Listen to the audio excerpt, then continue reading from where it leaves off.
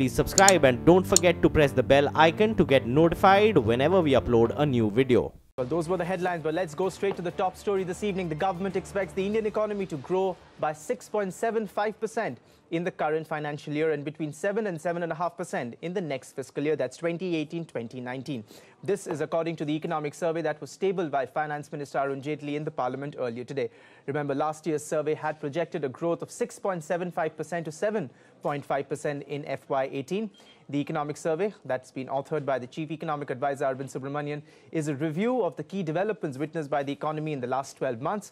It also, remember, serves as the precursor to the union budget, which shall be presented on Thursday. So what can we expect? Sapna Das now joins in with more on that. So Sapna, what can we expect from the budget now that the broad contours of how the economy has performed in the last 12 months and what we can expect going forward has been laid out by the economic survey? Very clearly, the economic survey has pointed out a couple of important challenges that the economy may face in the FY19, some kind of headwinds. But having said that, probably the same challenges and the rest of the economic commentary in the survey, which is very rich, gives us some kind of a sense of what to expect in the budget.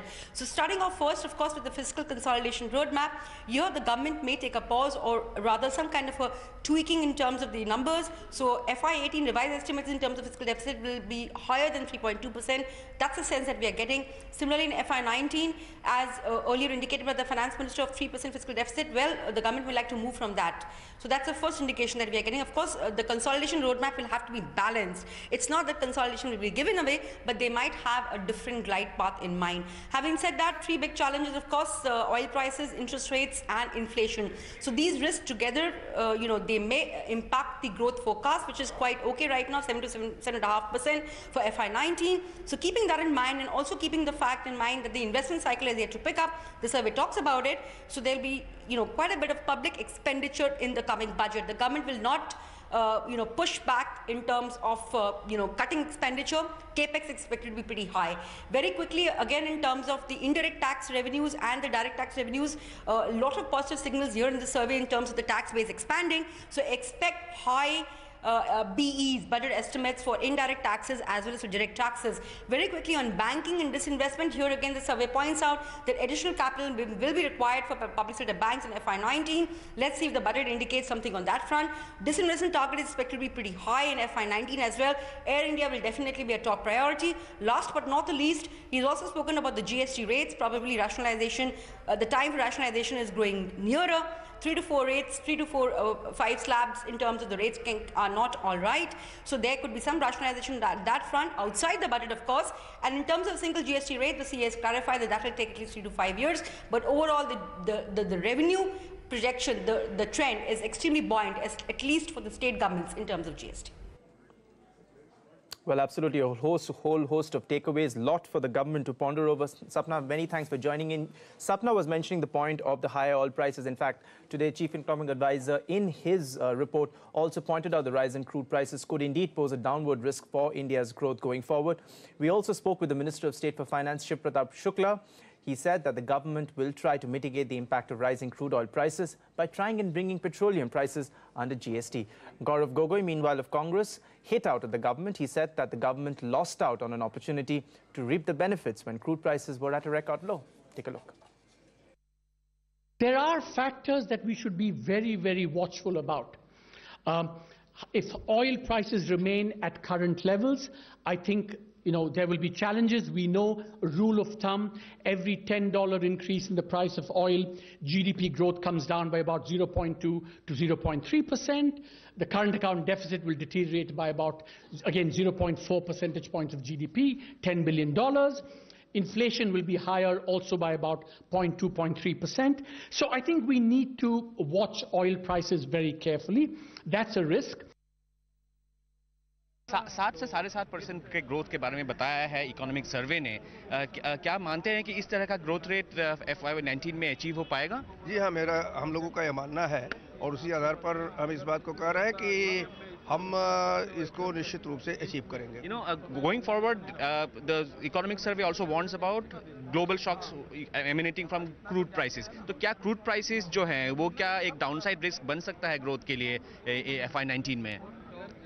वास्तव में है क्या कि जिस प्रकार से crude के दाम बढ़े हैं वो हर देशों के लिए संकट का विषय बना हुआ है। लेकिन मुझे लगता है कि हम उसको किसी न किसी तरह से अगर राज्यों की सहमति बन गई तो उसको जीएसटी में लाकर उसको कम करने का काम करेंगे। As far as the budget is concerned, this government has shown a very poor track record of not being able to propel the Indian economy to a double digit. When the entire world was benefiting from low oil prices, when there was stability in the region, there was no major war, our country could have really touched a 9% growth. Yet this government, instead of coming up with strong, sound economic policies, followed knee-jerk reactions such as demonetization or a poor implementation such as GST. So you had to take a dip and you have to regress almost 2% of gross value addition. That was the time when instead of recovering, we could have forged ahead.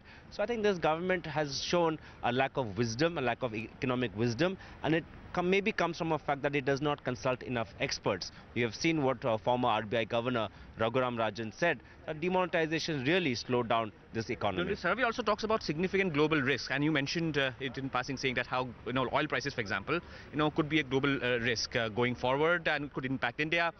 So do you think that this 7 to 7.5% outlook going forward could be managed, or do you think it's a downside risk to such a projection? See, in the long term, Indian economy is quite resilient and we will continue to grow.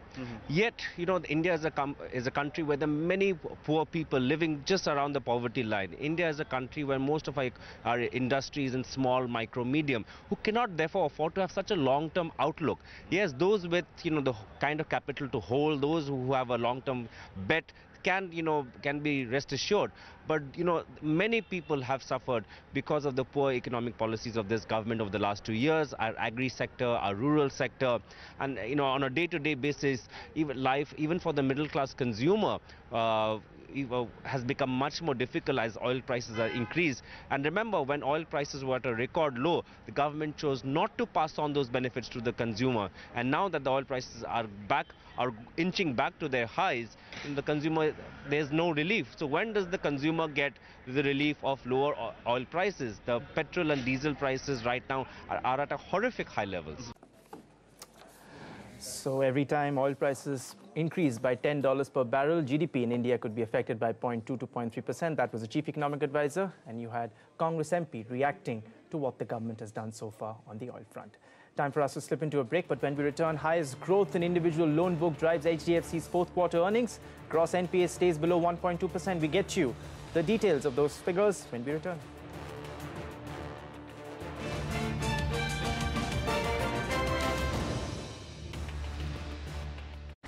Welcome back. On to all the market action of the day. A positive reading of the economic survey meant that bulls on Dalal Street continued their upward march. Both the Nifty and the Sensex gained more than 0.5% in trade, and in the process, the Nifty managed to close above the 11,100 mark for the first time ever. There was selective profit booking visible though. The Nifty Bank and the mid-caps underperformed, the latter closing almost 1% in the red. To decode all the market action of the day, Anuj Singhal joins in with his analysis. Anuj, the bulls were on a rampage. Well, once again, the market was about a tale of two cities or tale of two market caps. The large caps are doing well and mid caps are sulking, and that's been the warning sign from the market for some time now, not just today. And today also it was HDFC Twins, Maruti, which sort of led the market, but advanced decline once again was at about 1:3, and it's third or fourth day we have seen that advanced decline starts at about 3:1 and ends at about 1:3. As I said, autos did well, so stocks like Eicher, Maruti, Bajaj Auto, all were higher. The big impetus for the market came from the HDFC Twins and Larsen & Toubro. On the way down though, a couple of pharma stocks like Lupin and Dr. Reddy's were down. Oil and gas stocks like HP, BP and GAIL were down, and ITC put quite a bit of pressure on the market. But there was big selling pressure outside the index in some of the smaller stocks like JP Associates, IFCI, Fortis, and there was some profit taking in the mid-cap IT led by NIIT Tech, which has been the strongest stock. Canara Bank was down as well, Amara Raja. So there's some bit of hint of profit taking in some of the big movers. That's been the market's warning for some time now. Will be interesting to see if this is just one of those phases of small mid-cap correction, or does this correction now accentuate and gets into something bigger. That's something that we'll find out. Of course, for the index, there's no problem because today, once again, we made new all-time highs. All right, Anuj, thanks for that. On to the earnings corner now. India's largest mortgage lender, HDFC, has hit a fresh 52-week high after the company posted a strong set of third-quarter earnings. The company's net profits jumped threefold to come in at 5,600 crore rupees. The company also reported an 11.2% jump in its NII, or the net interest income, which was driven largely by strong growth in the individual loan segment. To help us understand those numbers better is Ritu Singh. Ritu, take us through the key highlights of the numbers. That's right. HDFC reported a threefold jump in profits at 5670 crore rupees for the quarter ended December. But this was largely on the back of a one-time gain that the lender had made because of a stake sale in its insurance arm, that is HDFC Life. The net interest income, which is the core income for the lender, that grew by 11.2% over the previous year at 2968 crore rupees. Margins have contracted to 3.86%. This compares with 3.90% in the previous quarter. Spreads have remained stable sequentially but come off over the previous year at 2.29%. Gross non-performing assets largely stable for the lender, has never really been a problem at 1.15%. Assets under management have grown by over 18% over the previous year. Growth in total loan book, now that was something that was very impressive from HDFC Limited. 18% growth YOY, of which the individual loan book grew by 17% and the non-individual loan book grew by about 21%. The lender said specially that there was a lot of focus on the economically weaker section and the low-income group in the affordable housing segment, and they've been disbursing 8,000 loans on average per month for both of these segments, which has also been a big cause for the growth in the individual segment. But overall, a good set of numbers from HDFC Limited. So good quarter there for HDFC. Ritu, thanks for that. Time for us to slip into another break. But when we return, who's really benefiting under the Mahatma Gandhi National Rural Employment Guarantee Act? CNBC TV18's Archana Shukla travels to Bikaner in Rajasthan for a reality check. And what she discovers is rather horrific. That special report when we return.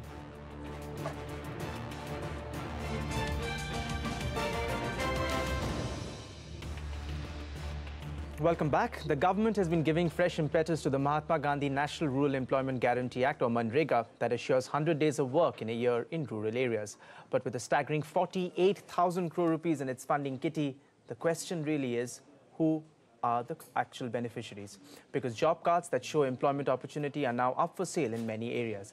Archana Shukla investigates this matter in detail in the Bikaner district in Rajasthan, and she reports on how the ground reality of actual jobs given against the payments made to the job cards paint two very, very different stories. Take a look.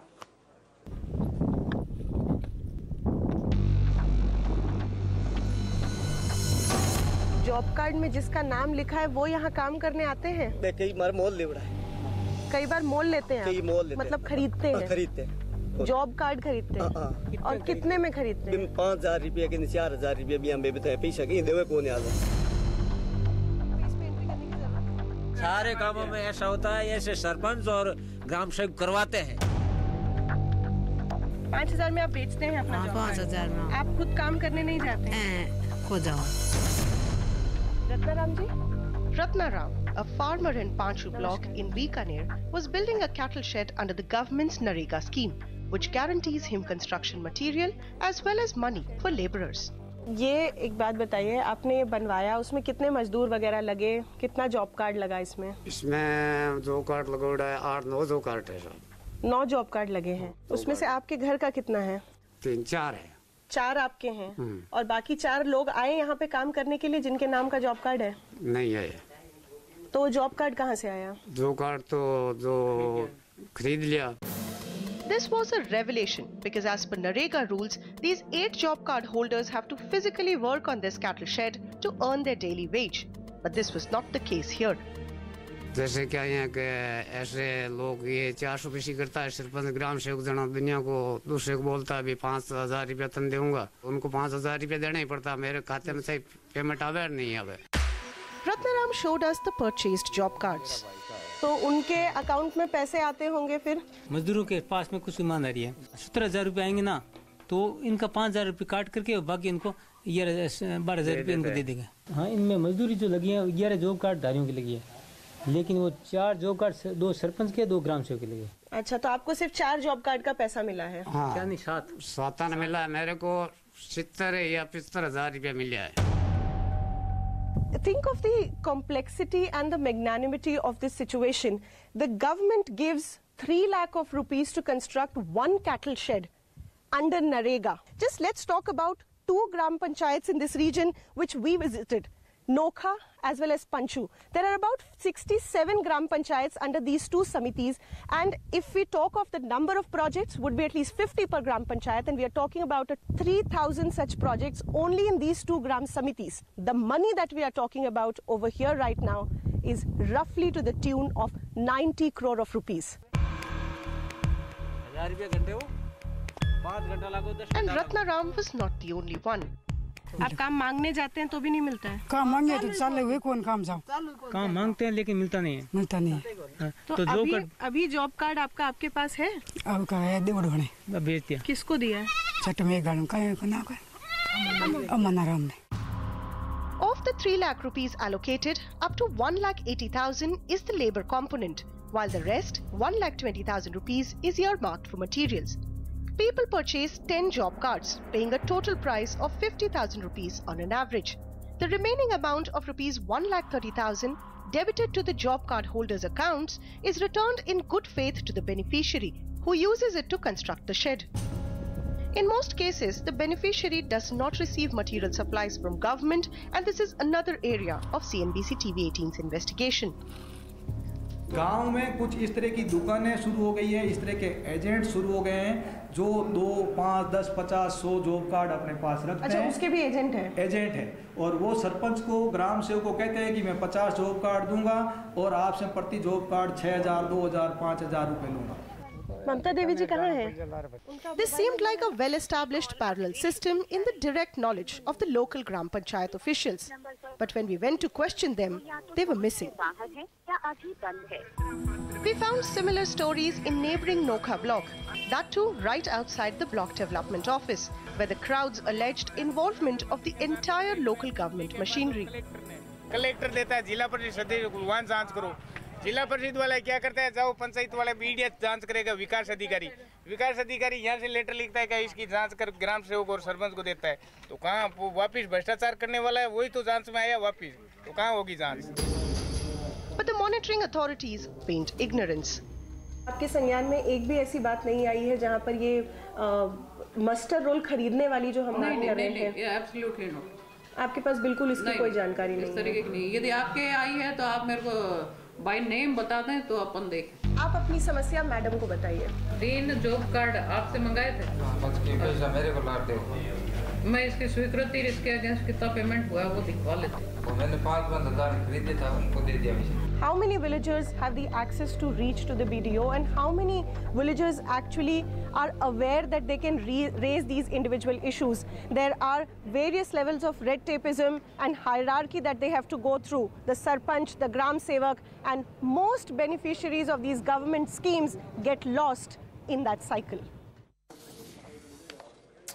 Well, that's the ground reality of the much high Manrega scheme. That was just the first part. That's in the second part of this expose on the Manrega implementation. We will uncover the reality of the material supplies for individual works like that of cattle sheds and water tanks. Don't miss that. With that, we've got to wrap up this edition of Reporter's Diary. Many thanks for watching, but stay tuned. Coming up next, the government tables the economic survey in the parliament today pegs growth between 7 and 7.5% in FY19. Also does not rule out a pause in its fiscal consolidation roadmap. Top economists and market experts will decode the economic survey. Don't go anywhere.